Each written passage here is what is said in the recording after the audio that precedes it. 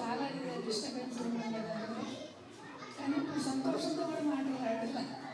బాగుంది గెలవడం, కానీ ముందు బాగా అభివృద్ధి అవుతుందనే ఆశగా ఆయన కష్టపడతాడు. అదొక ఋషి ఆయన మామూలుగా చూస్తాడు. కానీ అమరావతి చూస్తుంటే అసలు ఇప్పుడు ఆ క్లీనింగ్ చూస్తుంటేనే నోటి పగిలిపోతుంది. అసలు ఎలా కడతాడా అదంతా పాడు పెట్టేశాడు. చాలా బాగుంది గెలవడం. ఎన్ఆర్ఐ పాత్ర చాలా ఉంది. చాలామంది వచ్చి గ్రౌండ్ లెవెల్లో బాగా పనిచేశారు. అక్కడ విన్నాను నేను, మా వాళ్ళు తెలిసిన వాళ్ళు చెప్పారు. చాలా ఖర్చు పెట్టి ఊళ్ళు తిరిగి మనల్ని మోటివేట్ చేసి ఓట్లు వేయించి ఓటు శాతం పెరగడానికి కూడా కారణం బయట నుంచి వచ్చినాడు. అందుకని మనం గెలవగలిగాం, కానీ ఇంకా చాలా ఉంది. చాలా ఇందువల్ల అయితే సంతోషం బాగా.